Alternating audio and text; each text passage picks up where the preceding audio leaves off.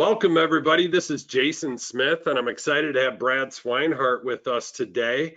And so, going through the webinar on solutions for adapting to a virtual environment, we are piggybacking really off a podcast we did, if you haven't heard that, on the Rainmaker Multiplier series of playing offense in a virtual environment, talking about doing virtual workshops. And so we figured a webinar would be really useful just to share some best practices and tips. But I'll tell you from my own experience at the JL Smith Group at my retail practice, been using White Glove for years, very successfully in a live setting. We've now transitioned over to using them in the virtual environment. We have our first workshop next week on April 16th. And so we're excited about doing that first virtual workshop or webinar with you guys, and also are signed up for Social Connect for any of our advisors at the JL Smith Group. So welcome, Brad. Thanks for being on the webinar. Hey, Jason. Thanks for having me. We always appreciate the partnership we have with you guys. It's something that we really enjoy, and we love working with your advisors. So let's get this thing kicked off here. We'll get you guys some value. Can someone throw up in the chat box there, if you guys can all hear my voice all right, you can see the screen, just maybe throw up, who you're, just say a nice hello and what city you're in, and that way you guys know how to interact. We got the chat function there. We got the question and answer as well. So if someone can throw that in there for me, then we'll get started. Hey, awesome. So John from San Antonio says he can hear fine. And then we got Doug over there from Green Bay. Awesome. All right, well, let's get this thing rolling then, guys. So you're absolutely in the right place. If you know that you have clients that need you, you have prospects that still need nurturing, and you want to grow. But really, most importantly, if you know that right now more than ever, your community needs you and needs the services that you provide. We talked a little bit about what White Glove is, so we're just going to kind of power through this. You guys probably already know, but we are founded by financial advisors. Over the last 5 years, our specialty is driving butts to seats for live seminars and doing all the work and taking all the risk for financial advisors. You, just like us, are now in a position where we need to adapt to this virtual environment. It's no longer an option. It's a necessity to not just survive, but to continue to thrive. And mostly what we're hearing from advisors is they want to know, how in the heck do they do that? They're prospecting how they've always done is not an option right now. They're worried about how to keep nurturing their base. And really what we're going to cover today is 2 solutions on how to continue to make your business thrive and survive during this time. The first we're going to cover is virtual seminars.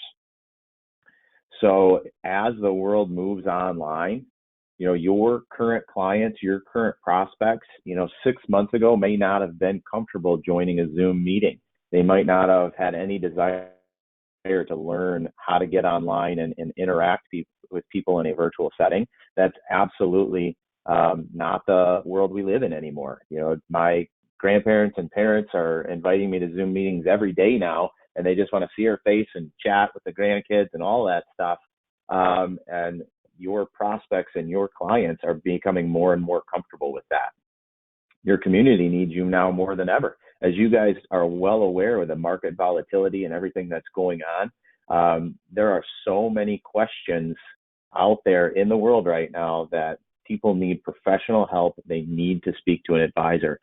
Just this past weekend, I was doing some searching through some Google Analytics, and just for fun, looked up financial advisor and financial help. And both of those search phrases have doubled or tripled their frequency just in the last 2 to 3 weeks. So now more than ever, your community is out there and they want your help. We do want to point out that, not all webinars, not all virtual seminars are created equal. There's some that work really well and some that don't. And we're going to help you understand the differences between a virtual event and a live event. So we're going to kick right into some value here and really focus on 3 keys to success when it comes to hosting a virtual seminar. First, you want to know your audience, which most of you do, and you have a very good pulse on that, but you also want to know the platform that you're going to be using for your virtual seminars. You want to be able to engage and educate in a much different setting than what you're used to. And some of the rules have changed when you move on to a virtual seminar, but you know what? Some of them have stayed the same, and we're going to discuss which is which. So let's talk about the platform that you're going to pick.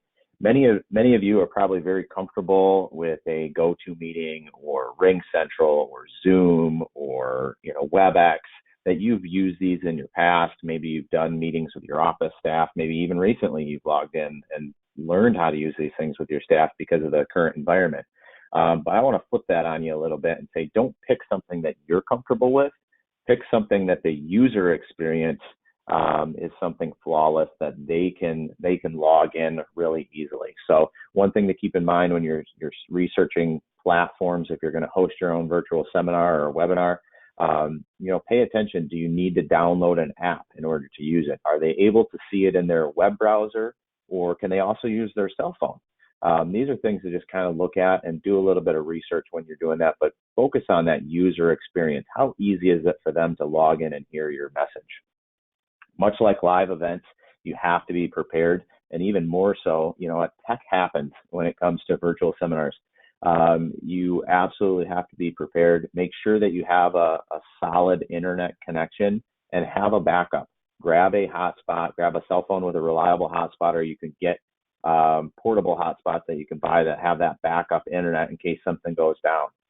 Check your computer audio beforehand, but also make sure that you have a cell phone with a good microphone attached to it, or set of earbuds or something, that in case your laptop, your desktop stops recording or the microphone doesn't work, that you have a backup. So be prepared with a backup.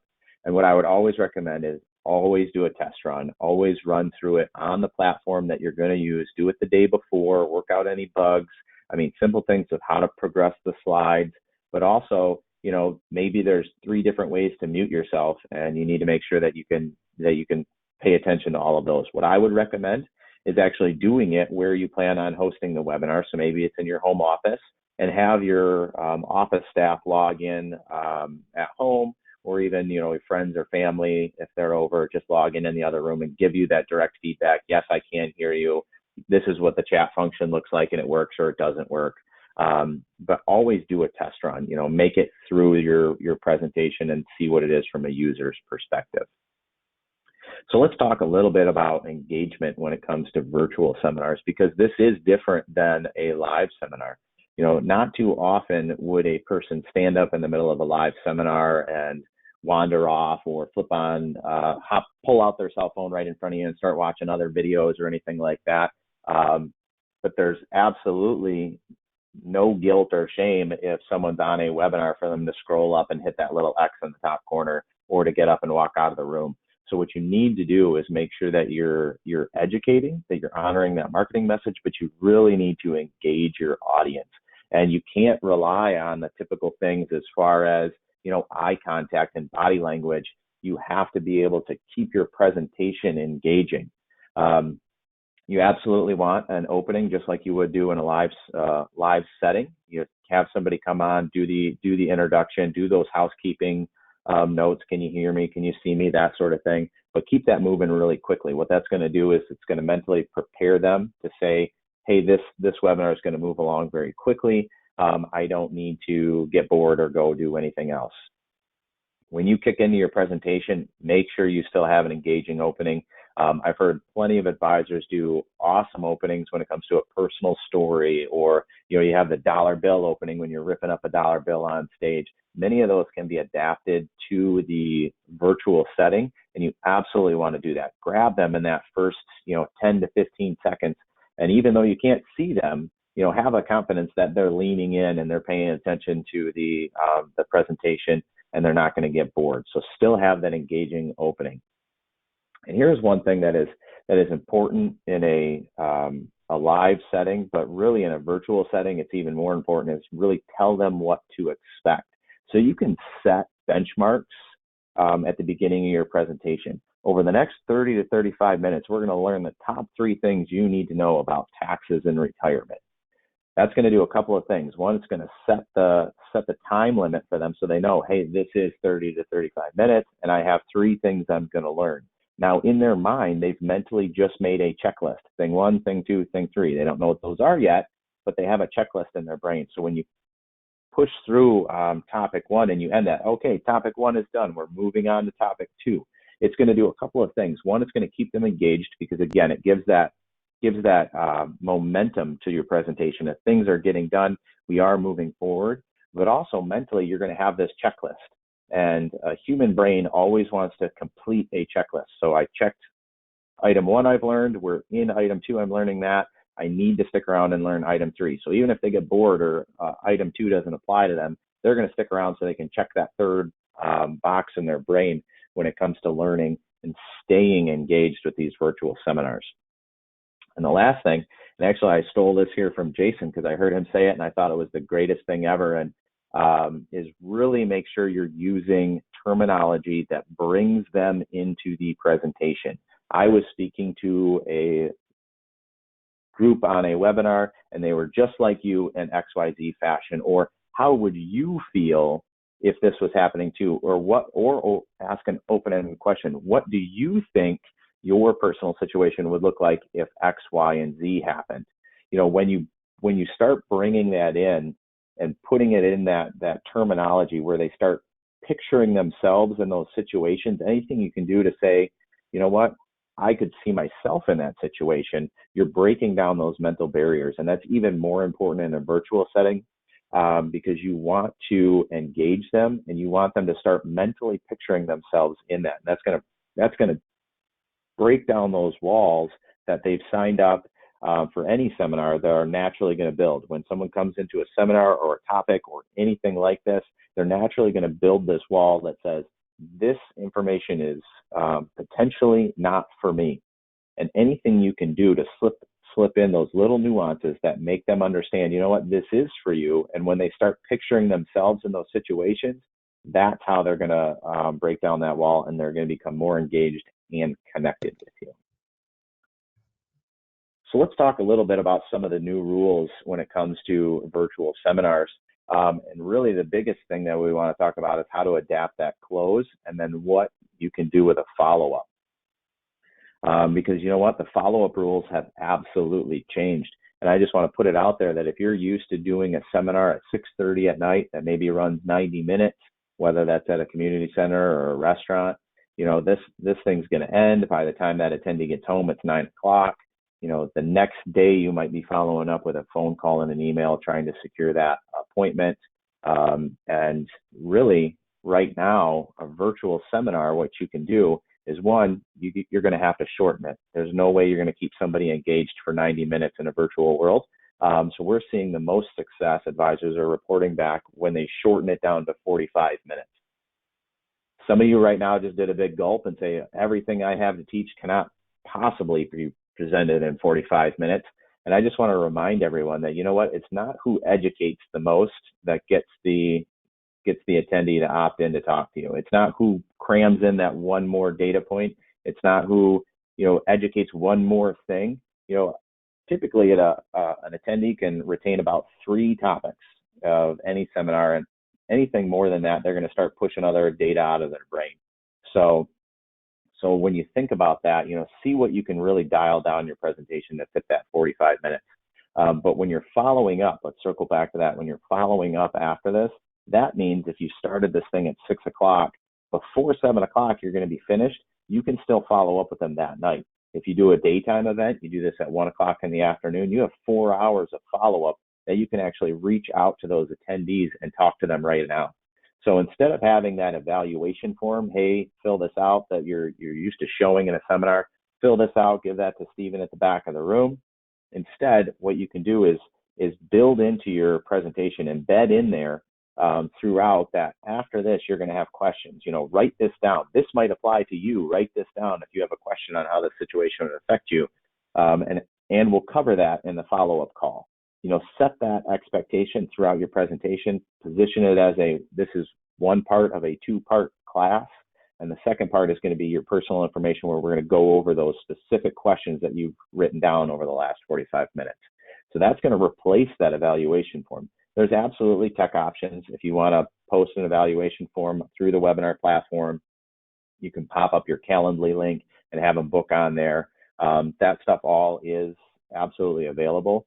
But in the trenches, what advisors are coming back and telling us is working the most effectively is to preemptively let them know they're going to get a phone call immediately following the webinar, and then that advisor or that advisor staff follows up immediately after and says, look, we know you had some questions. Let's set a time to go over those personal questions with you to make sure that we can give you the information that you need. And you tell them that up front, and then you follow up with a phone call. Let's talk a little bit about the question and answer. You know, it is a little bit different when it comes to a virtual seminar, and I'll point out a couple of things. One, a question and answer is a great tool to use because it allows you to really showcase your credibility. When they can ask you questions live and you can answer those, you know, that boosts a presenter's credibility a ton. But also in a virtual setting, more often than not, the only person that gets to see those questions is the presenter. So it's not a public format. So you can do a couple of things. One, you can create your own lead-in questions of things that you want to talk about, or you can answer those questions that come in as they come in live. Just like a real or a community center seminar, a virtual seminar, we never recommend ending on a question and answer. What it does is it allows the last thing the rest of the attendees to hear is a very specific point one attendee was concerned about.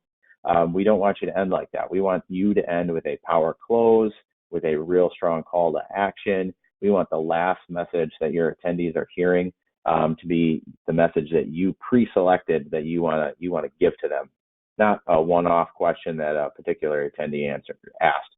So just make sure, you know, question and answers, you can use them a little bit differently now in the virtual setting, but just don't end on a question and answer if you want to keep that strong power close. So let's talk about what White Glove is providing in this time of need for this particular solution. Much like we've done in the past for our live seminars, you know, there are options out there. There's plenty of platforms you could pick. There's marketing options out there. You could put together a virtual seminar yourself, absolutely. But what we want to do is we want you to show up. We want you to present. We want you to focus on prospecting and educating your community. We want to bundle this all together for you. So it's nice, convenient, and easy, the real white glove fashion. We want you to be worried about eating your cake, not what temperature the oven is set at or where to buy the flour. We want to handle absolutely everything for you. So we were able to pivot in this crazy environment fairly quickly. And the biggest asset that we had was our marketing engine that's powered our seminars for the last 5 years. We've really honed this thing in and been able to drive the correct type of prospects to your seminars. Now we're able to just aim those same prospects into a virtual setting. We've prided ourselves on being the butts in the seats crew to drive attendance, and we're using that same methodology to drive attendance to your virtual seminar. So we're going to start with that marketing message. We're going to dial into that for you. One interesting thing I'll just put out there that we're seeing advisors do is when you pick a live seminar, you're going to pick a venue that's close to your office. The reason you do that is because you want to make sure that someone that's going to attend the seminar would potentially drive to the seminar, would also potentially drive to your office. But now in this virtual setting, you could actually do something 30 miles away to a very affluent community that you love working with those people because you're going to follow up virtually. So it really opens the backyard aspect. You know, anywhere could be your backyard if you're comfortable doing those follow-up appointments virtually. But we're going to handle all of that marketing for you. We're going to take those registrations. We're going to build out those landing pages. We're going to do all the heavy lifting when it comes to the marketing and gaining those things. Once we have them, we're going to follow up with a human being making outbound confirmation calls. They're going to have the email reminders that are tried and true that have worked for us for the last 5 years that we've constantly honed down to make sure they're effective. We're actually going to send text message reminders. We know that text messages are typically read within the first 3 minutes of being received. And we're going to try our absolute best to wrestle those registrations into actual attendance at your virtual seminar. One of the first things that we typically hear out of an advisor is that, you know what, they've never given a seminar virtually before. They're a little bit worried about the tech aspect. They're a little bit worried that it's going to be different than a library event, and we want to make sure that we cover all of that for you and that we absolutely have your back when it comes to that. First, we absolutely love people that have never hosted a virtual seminar before. We can absolutely coach you on best practices. You got to hear some of them today, but you're absolutely going to get assigned a coach, an account executive that can walk you through, if you're showing your screen, how to sit, what hand gestures to use, how to use technology. We're going to actually handle all of the tech side for you. So we have our own platform. We're going to grab your presentation. We're going to upload it for you, handle all of that, loading your registrations in there. There's no need for you to figure any of that out. We're going to take care of that for you. One of the nice things that we want to do is we want to make sure that you are fully supported in every aspect. So that's training on presentation techniques before the event, training on the tech before the event, and answering questions when it comes to that. But also, we want to take it one step further and provide live tech support throughout each one of your events. So we'll actually have a dedicated person get onto your webinar, fire this thing up, make sure all your registrations are coming in the way they should, making sure there's no tech issues with their ability to hear you and see you. They're going to help you get on. They're going to help your attendees get on, and they're going to hang out through that entire virtual seminar to provide you support in case, oh, I pushed the wrong button and the screen went black, or hey, these people can't hear me, or the chat function's not working. We have your back. We're going to take care of all of that. All we want from our advisors is to be able to be prepared, to be able to rock their presentation, and really do just what they're best at. We want them to show up. We want them to show passion, really connect with that audience, even in a virtual setting. We want your job to be the rock star. We're going to handle all the other stuff, getting the concert set up. We want you to just show up and connect with your audience. So currently what we're seeing the most success with are these three topics.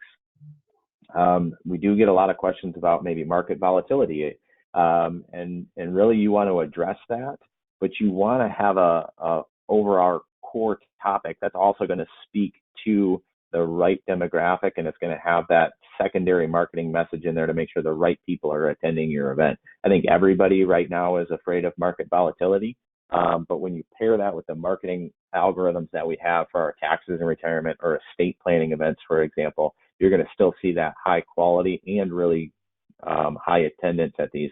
We are seeing great registration numbers for these topics. And more will be coming out as we do more testing, and we're getting more feedback from advisors as we set these things up. So if you were to go out here and do this yourself, this is a kind of a rundown of everything that you get from us, a little guess at what that might cost if you wanted to go pay a third party to do all of that. But really what we want to do is make sure that you're getting the best value out of our virtual seminars. So what we've done is we've updated our marketing to give you full contact information for all your registrations. So that's their name, their phone number, and their email address. And that's everybody who registers, everybody who attends, or if they were not an attendee. One thing we've added in to this marketing and to the registration process actually is we're seeing such a high demand from the community that they want to speak to someone today, that we actually have a pre-event appointment scheduling option in there. So when they've seen the marketing message, they're signing up for your webinar, they're going to have the option to select to have you reach out right away and say, you know what, I want to speak to a professional today. I have questions that I need answered, and they're going to be able to select that. We're going to push those registrations to you in real time so you can reach right out to those people prior to your webinar. They might not want to wait 4 days to see that virtual seminar. They might want to talk to you right now. We're going to enable that with this built-in lead generation function. So as we move forward with this model, we are doing a registration-based model. And as we dial in those attendance numbers for you, other options may be available in the very near future here, similar to what you're used to for our live events. But right now we are charging $99 per registration. There's a minimum order of 40. And that's for any of those topics. So if you want to do Social Security, taxes, or estate planning, it's all the same price. And we just charge up front based on how many registrations that you want. that is our solution for the virtual seminars. If you want to prospect, you want to make sure that you're still growing your business in this time of need. But I want to take a step back and also talk about your current base and how to stay in front of them in a very effective way. And what we've identified over the years of our working in social media, in marketing, and in client retention and speaking with advisors is really what you need. The most effective way to stay in front of your base and stay in front of your prospects, keep them nice and warm. You need a multi-channeled approach. I'm going to talk a little bit about what that means here.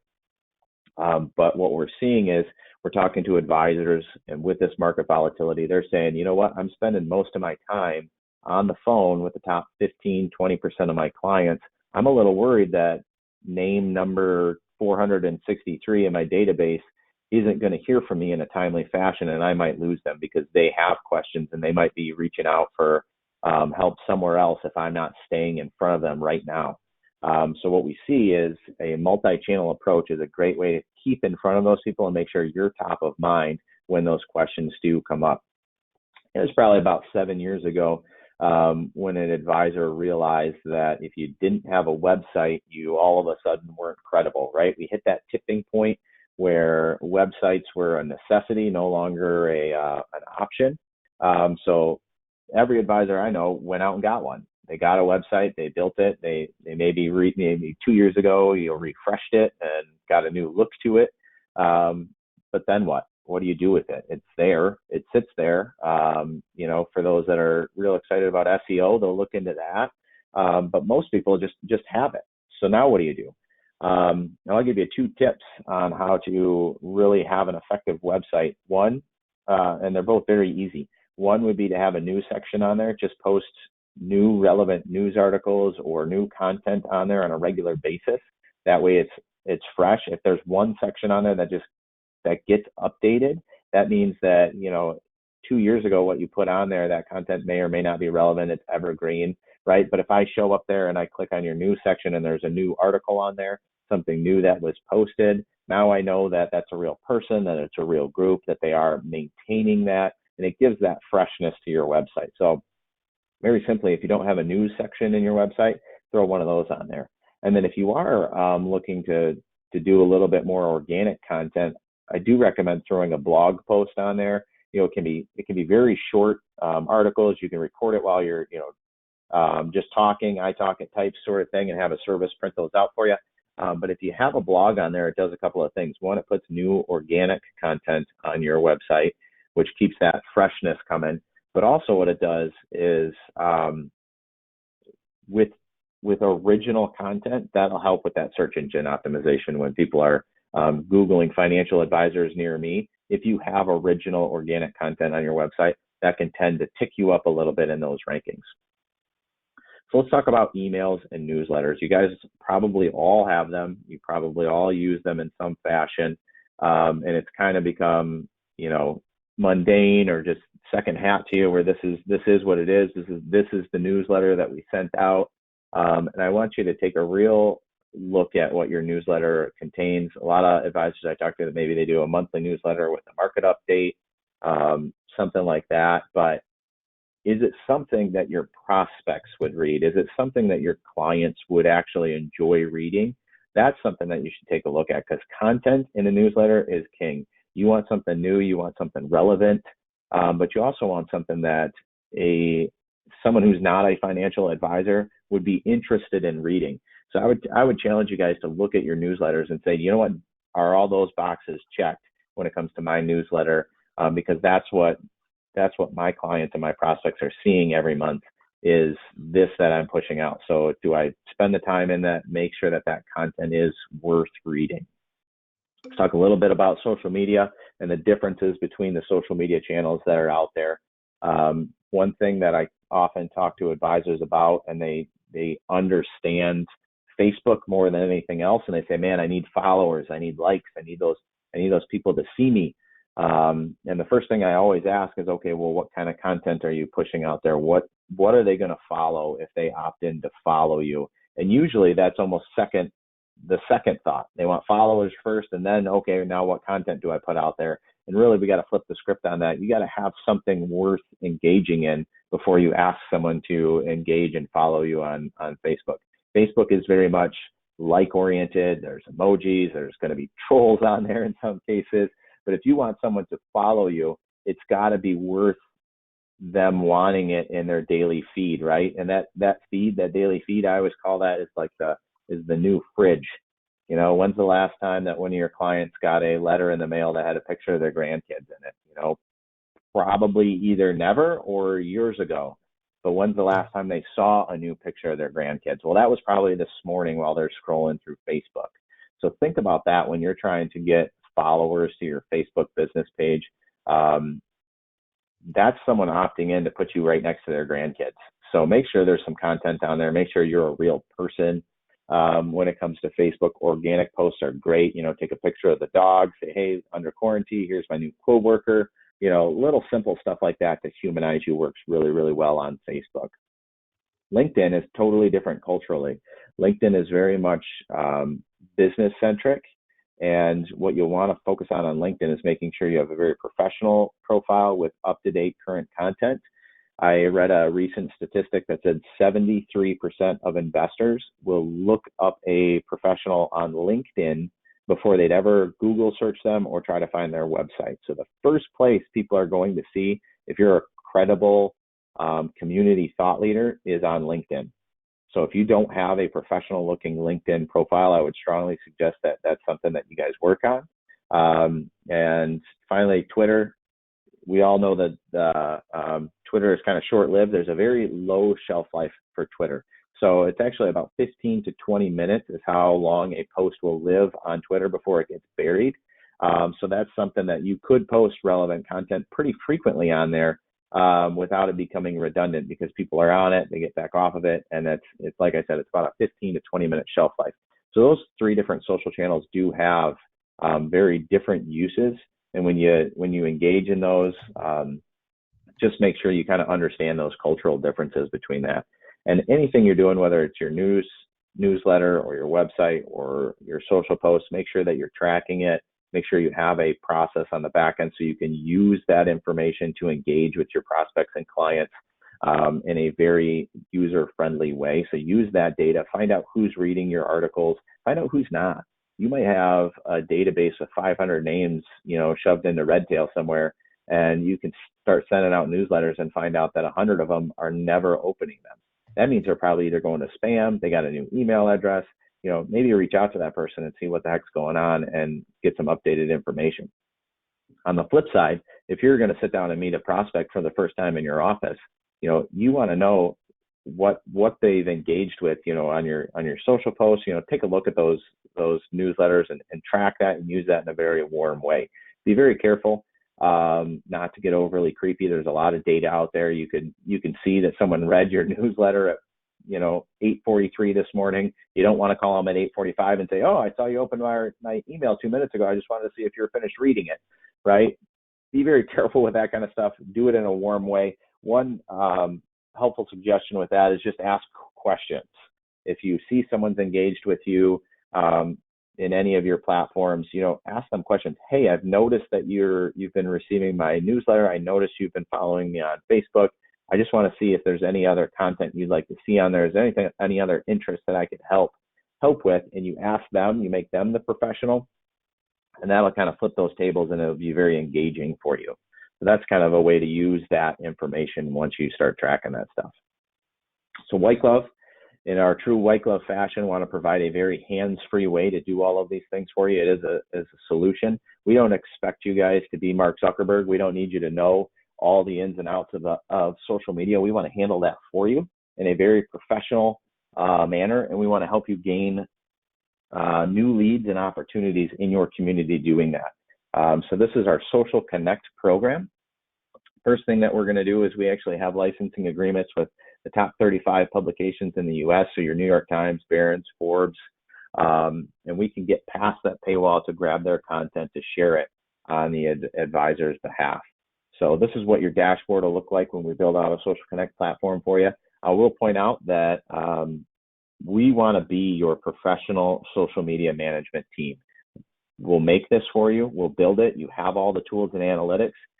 You never need to log into this if you don't want to. We will make you look like you are a Facebook tech savvy pro. Your community will see you as a thought leader and think you are the most internet savvy advisor around, and you never have to log into this. You don't need to know any of this stuff, but I do want to show you the options that what this program will do. So we're going to take that content and we're going to share it across multi-channels for you.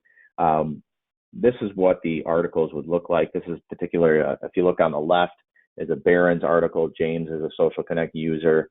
A couple of cool things about this is, one, it's got his firm branding on it. It's got his face on it, obviously, his contact information, his email. You can actually schedule a meeting, a consultation with him directly off of this article. And then the other thing I want to point out is how just clean it looks, right? We have that content down there. We have the full article available, and it's clearly shared by Barron's. Now, on the right-hand side is what would happen if you were to send your client or your prospect to Barron's website to read that same article. One, it's going to be littered with ads, potentially from competitors, but also there's quite often a paywall that blocks, so you only get to maybe read 2/3 of the article or something like that, and then Barron's is going to want you to subscribe to them. What we'll do is we'll build out a code snippet for you. We'll work with your website provider. We'll give you a news section that we will fill with new relevant news articles for you. Handle that. So like I said previously, your website will look refreshed. Even if you haven't touched it in 2 years, your news section will be updated regularly. You never have to go in there. You never have to do anything. We'll build out that code, and then we push those articles over there for you. Everything that we do have the back-end analytics for it. And like I said, you'll have full access to this. You can get in there and see who's reading what are they interacting with, how often are they sharing it. You absolutely have access to this, but you never need to look at it. We will have a professional running your account for you and pushing you that data that you need. On the right here is an example of one of the email newsletters that we send out. We pull 6 articles. We've seen the best cadence at 1 newsletter per week. And it's all going to have your branding on there. It's all going to have, when you click off one of those articles, it's going to have your branding on that as well. So regardless of where they read your content, whether it's in the newsletter, your website, any of your social channels, when they're reading it, it's all going to look just like this. It's going to be housed in our ecosystem. We're not sending them anywhere else. And it's going to maintain your branding on there. Besides the branding, I want to point out one very cool feature, and that's all those fun little buttons there on the right. This is a desktop view. When you see it on a mobile view, it's even easier to share, but those are all options for anyone reading your newsletter or your article to share with any of their friends, family, relatives, anyone else in the community. They can post it on their LinkedIn, they can post it on their Facebook, and all of that will carry your branding with it wherever it goes. So if they post this on their Facebook page, anyone that's reading that article is going to see your branding, but they're also going to get a nice little lead form there to opt in. So if they're not in your network, the first thing that they're going to have the option to do is sign up for that email newsletter, so they can start opting in to you. When they do that, when a new lead signs up, we're going to push that information to you in real time. Again, you don't have to go into the platform to see it. We're going to push that over to your email. And with one button, you can follow up with that person immediately. We're going to write a little bit of content for you. We're going to suggest a second article for them to read, and you can just hit respond, and it'll automatically send them out. You don't have to. You can just let that go, and those people will get put into your email sequence automatically for those newsletters, but it does have that lead generation capabilities. One thing I'll talk about too is a little bit of the custom content that we're able to do. So we'll do a lot of this stuff. We can narrow in the topics that you want to talk about. We can pull articles specifically on 401ks or annuities, or more lifestyle argument or articles like traveling, whatever you want your social presence to be. We can dial that in and adjust those articles as needed. But what we also have the option to do is to take organic content that you wrote. So James here, him and his office wrote a personal letter that they wanted to get out to everybody in their database, everybody in their community. They wanted to let the community know that they're still available even while everyone's on quarantine, that they're available for phone calls, virtual meetings. They're willing to drive into the office if the person wants to meet in person. And it was just a very short little letter that they wrote. And they said, how do we get this out to make sure that everybody sees it? first thing we did is we grabbed that, we ingested it into our system, and we published that through an email newsletter. We sent that out, and then we put it on their LinkedIn, and then we kicked it over and put it on Facebook. And then we reached out to them and coached them how to spend an extra, I think it was like $50, and we boosted their Facebook post. And just in the 2 days that we ran that boost, if you notice there on the bottom there, that 2,600 people saw that, 250 engaged with it. It actually kicked over to Instagram, where they got 500 likes just in a matter of days. And that's something that we can absolutely work with you on to make sure that your community sees you as a thought leader, but that your face and your branding is absolutely everywhere, and will make you look like you have the executives from Facebook working in your home office, without you having to know any of this stuff, without you having to do anything. Just professional social media management. Hey, Brad, you talk about quick question. Yeah. We had a few questions, but one is this, are you guys getting these articles pre-approved with the broker dealer? I guess I'm assuming InvestWise is with Cambridge. I know that's their broker dealer, but what's that process look like? It's actually very simple. What we do is when we're building out the Social Connect platform for an advisor, we'll work with that broker dealer. They actually get to, depending on what the broker dealer wants, they can either have access to all those articles and approve them, and then the posts go out like normal, or if they just want to do a post review afterwards, then we just make sure that their accounts are synced correctly and the broker dealer can review it afterwards. So depending on your broker dealer, we'll build out a workflow with them, and we do everything on the front end too for the advisor. So you don't have to go in there and queue up articles for the broker dealer to look at. We'll actually do that for you. And if they don't review them in a timely fashion, we reach out and ping them, and all of that sort of thing as well. So if we built out a workflow for Cambridge, for example, they can get in there and approve all those articles, and then any Cambridge advisor automatically gets to use those articles. So it's not a drawn out process. We make sure it's very seamless, and we handle all that for you. But we'll just build out a workflow that handles any of those requirements from the broker dealer. Okay. Other quick question is, when people are presenting, obviously you want them to see the seminar you're doing, but do you also do it where they can see the advisor's face as they're presenting? Is it a split video? Is there what's that look like? Yeah, so we 100% always recommend doing that. Put your face on the screen. It'll be very similar to what we're doing today, but in the top right hand corner would be a snippet or a video, kind of like a screen in screen, picture in picture of the advisor speaking. They can transition back and forth if they want the full picture of the advisor, but we absolutely recommend doing that whenever possible. The platform that we use is very easy to do that. Capability. Yes. Yeah, Okay. absolutely. And it's got a lot of functionality to it that we can get really tech heavy with a lot of that stuff.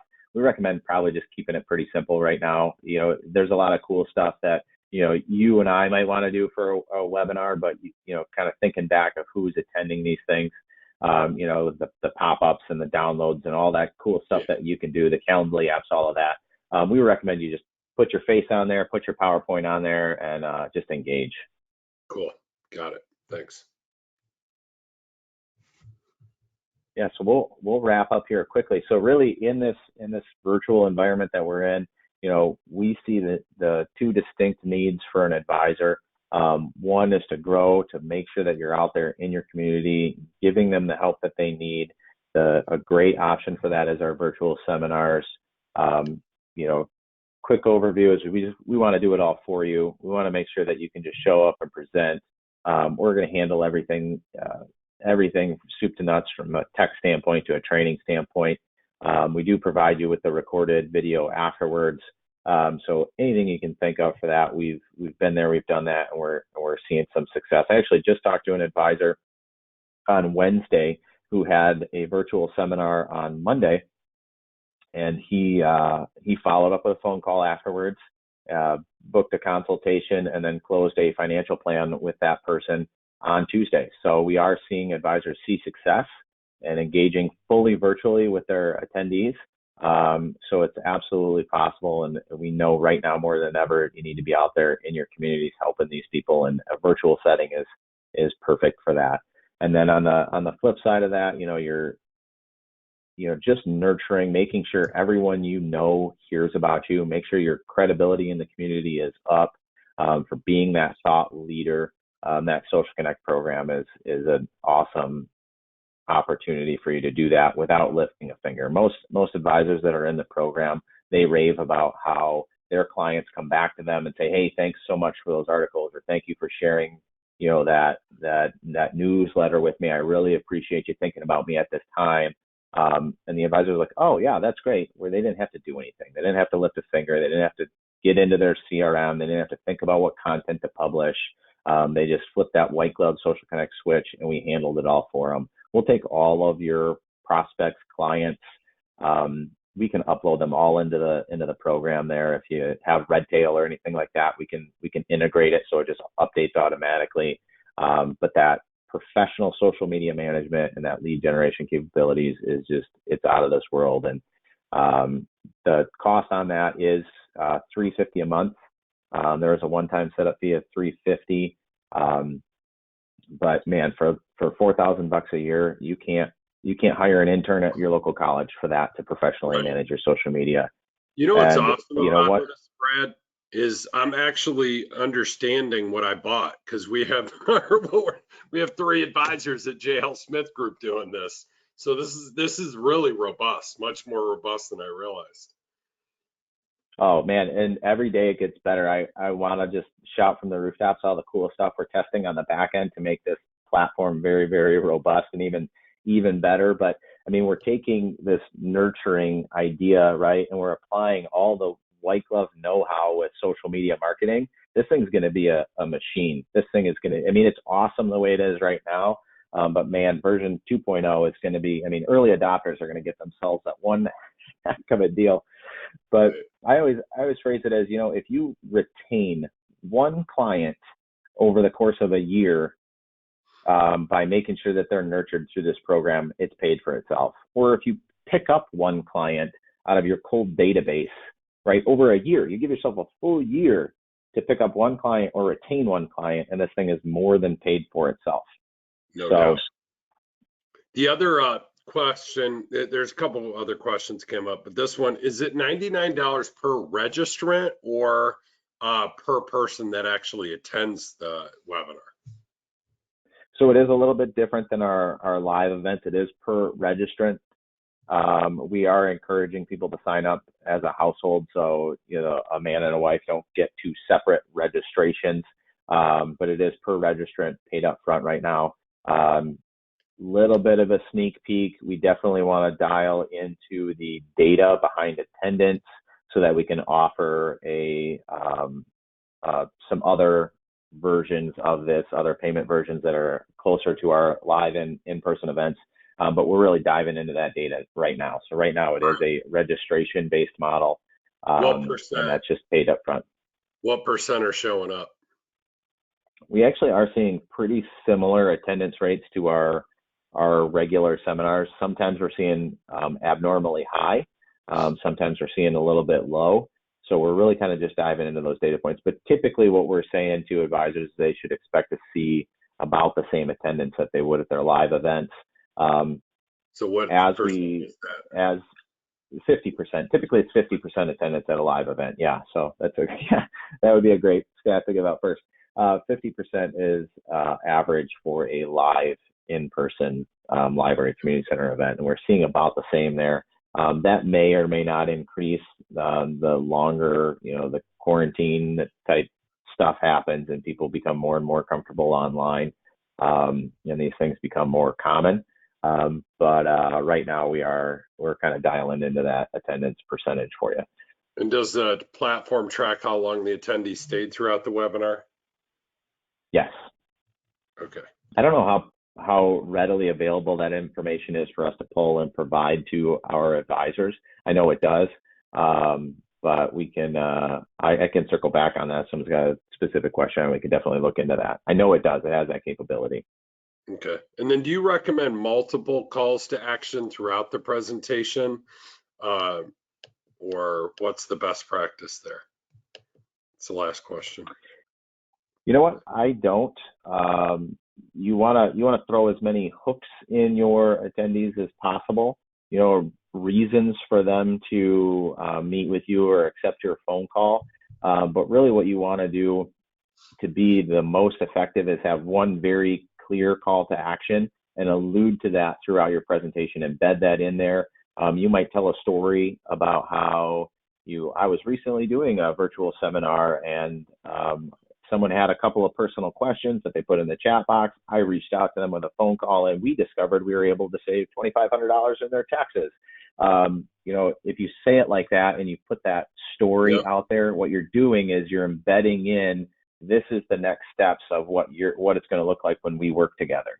You know, so, but then at the end of the virtual seminar, I have one very clear call to action is this is how we move next, right? So, you know, just like I'm doing right here, we have a little offer call to action. So the first 5 advisors that book a virtual seminar with us, we're going to give you just about $500 off with 5 free registrations. You're going to click that link right there. That's going to bring you to sign up for that. So if you're interested in the virtual seminars, do that. You know, but when you start throwing in more than one offer, it gets confusing or more than one call to action. You know, I would love to get you guys all on Social Connect too and do that sort of thing. But if you have one clear, I'm going to click one link, I'm going to follow up, this is what I'm going to get. That's when you're going to see the best results out of your attendees converting into what you want them to do. I agree. I think it should be one call to action, but you do it all throughout. You remind them all Correct. throughout. Yeah. Up front, in the middle, again at the end, right? Yep. Yep. In different ways, right? You embed a story at one point.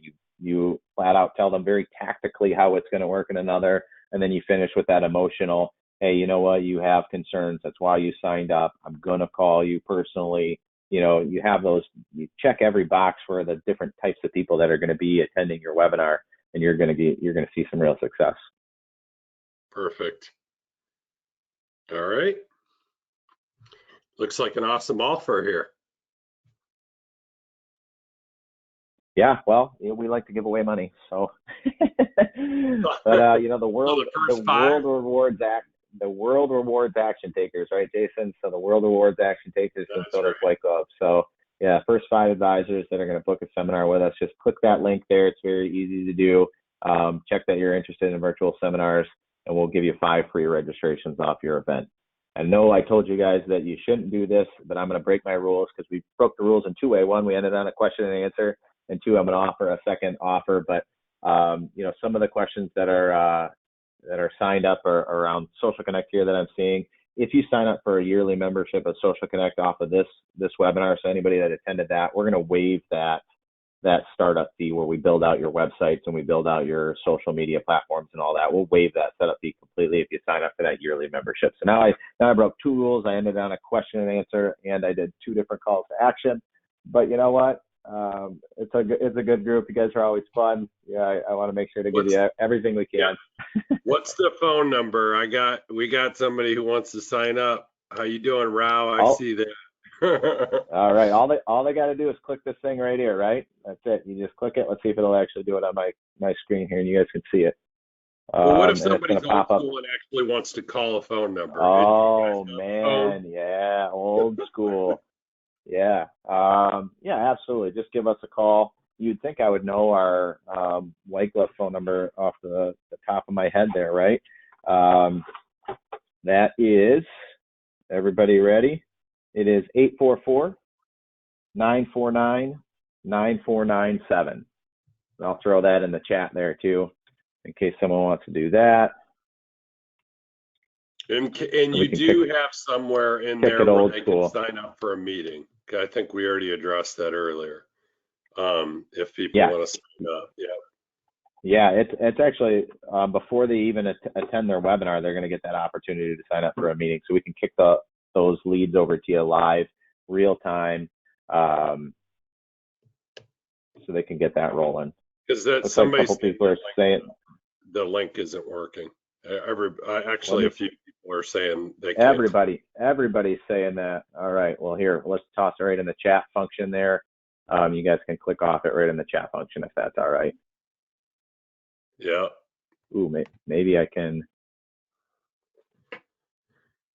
And I know we're wrapping up here, Brad, but there's one other question I wanted to get out there, and I know I'm totally making you break your own rule. Sorry. I love it. I almost always end these things on a question and answer though, but that's okay. Yeah, do as we say, not as we do. That's right. Right. Have you guys tracked the effectiveness of an on-demand webinar that has already been taped versus a live event? Have you guys tried that both ways? We are testing that. We are testing that right now as far as a pre-recorded webinar, the effectiveness of that. We've done a lot of research in the past, and it always seems that live events perform better. But we're trying to come up with some options that would allow an advisor to maybe do a hybrid offering. So that is something that is on the front burner for us, that we want to offer something like that out.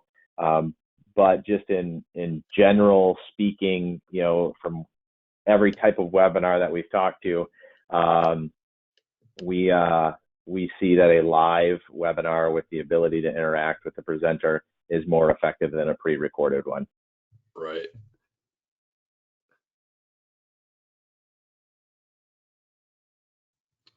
Good. Anything else?